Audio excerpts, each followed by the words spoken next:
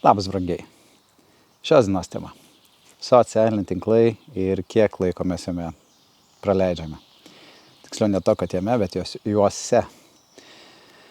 Facebookas, Instagramas, TikTokas, YouTube'as, dar visi kiti tokie kanalai, kurie nemažai pareikalauja žmogaus laiko. Ypač jeigu tu naudoji tai darbui, bendravimui, žmonėms ir supranti, kad tai yra nemažai laiko. Paroje turime visi vienodai tą pačią laiko, jau kelintą kartą kartoju tą žodį, bet nesuspėjom visų kitų dalykų. Kita vertus, kadangi daug laiko praleidau socialiniuose tinkluose, tiek scrollinamas, tiek susirašinėjimuose, tiek dar pripratinau žmonės, kad visą laiką esu ir visą laiką reaguoju čia ir dabar ir netgi dirbant ir su klientais gaunu kitą kartą tokią, tu iš karto nesureagavai, tu neparašei, nepadarei, nepamatei, kaip tu čia dabar, nors jų yra vis tiek keletą ir kitą kartą esi susitikime, esi išvykęs, esi laisvalaikį, 12 nakties parašo ir jeigu nereaguoji kitą kartą, irgi gauni kažkokią tai pastabą. Sako, mes irgi esame tavo klientai ir dar kažkas. Toliau žmonės, kurie supa storius, peržiūrinėja, dar visą kitą, tu supranti, tiek daug žmonių. Pas man ten netoli 4000 Facebook'e draugų yra.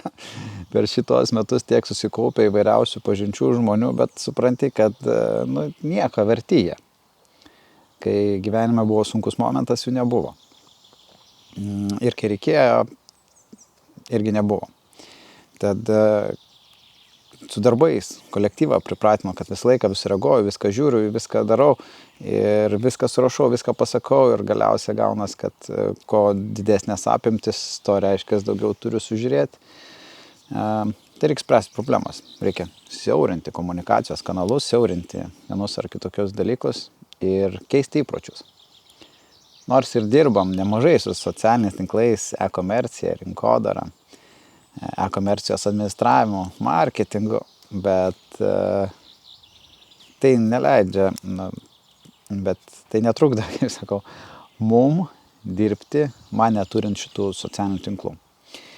Tai tam tikrus žmonės jau informavau, kad nuo pirmadienio visai pilnai atsitraukiu mėnesį laiko nuo visų Instagramų, Facebookų, TikTokų ir visų kitų dalykų. Tai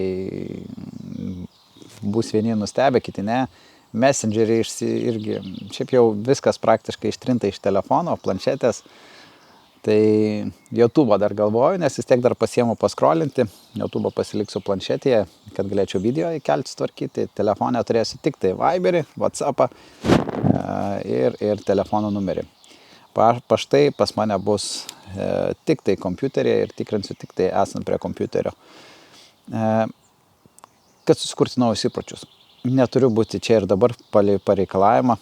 Supratau vieną dalyką, kad aš atiduodu savo laiką, dažniausia savo asmeninį laiką, savaitgaliai, viskas atitenka darbams ir nevertina žmonės. Nevertina tada, ypač kai tu darai tos tokius smulkius, prisėdai valandai, 2 ir pas tai 3 tokie, šeštadienį prisėdai prie 3, po porą valandų, 6 valandos dienos nebėra.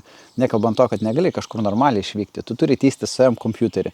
Dar tokie dalykai ir Dieve, kodėl aš turiu? Aš savęs klausiu, kodėl aš turiu? Man už taigi nemoka.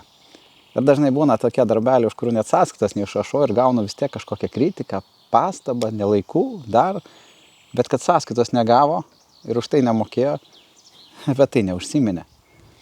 Irgi tada supranti, kad esi geras ir tavo to gerumu naudojas, tavo laiko skirimo nevertinimo. Tad nuosprendis, kurį priėmiau, tiek kolektyvo atžvilgių, tegul tvarkosi, tegul žiūrisi. Paštu atsakysiu, į skambutį atsakysiu, bet nebūsiu socialiniuose tinkluose.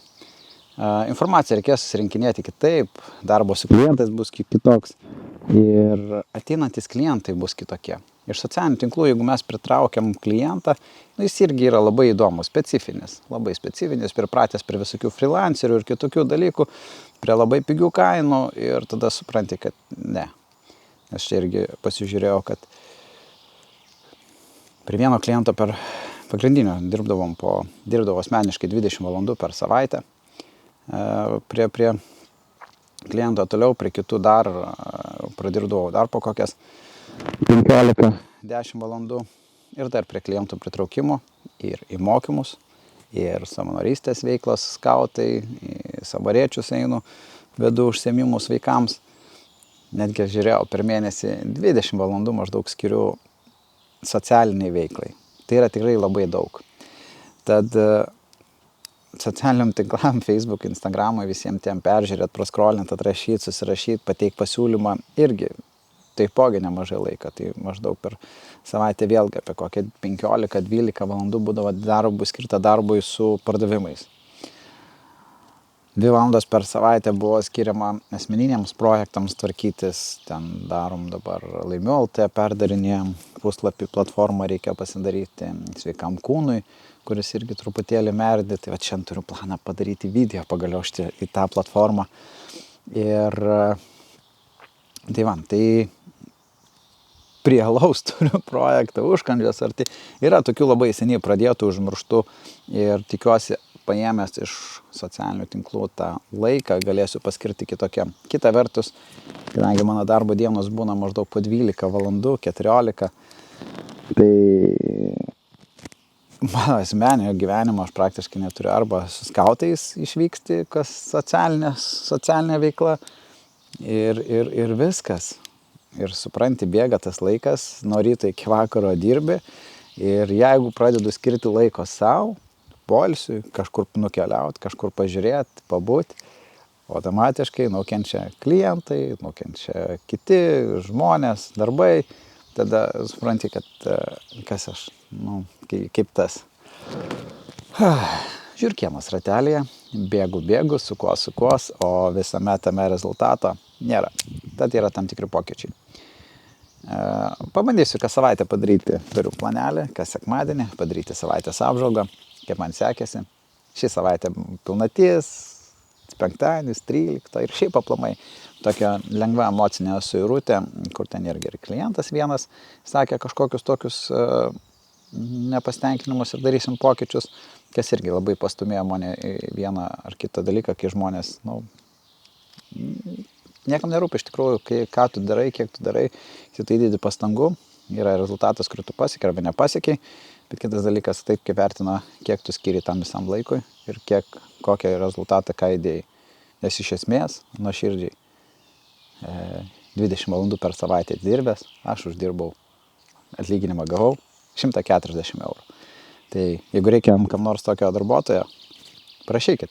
Aš vienas tų, kuris apsijama stengtis padaryti maksimaliai gerai, nuskriaudžiant patį save.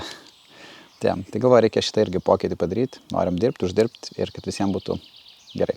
Taigi, tokios mintis, toks iššūkis ir žiūrėsim kaip sekas. O ar jums yra pavykę tai padaryti? Be to, šitą mintį pasiėmiau iš vieno kaučerio, Petrausko. Ačiū. Taip ir dar nespėjau pasižiūrėti ir paklausti, kaip jam sekėsi, kokie įspūdžiai. Liktais ir nemačiau. Ir turbūt gal nepamatysiu, nes turiu jį socialiniuose tinkluose, nuo seniai seku, esam bendravę ne kartą, bet reikia surasti YouTube'ės kanale ir paklausti, kaip jam sekės, nes tikrai turės tai padaręs.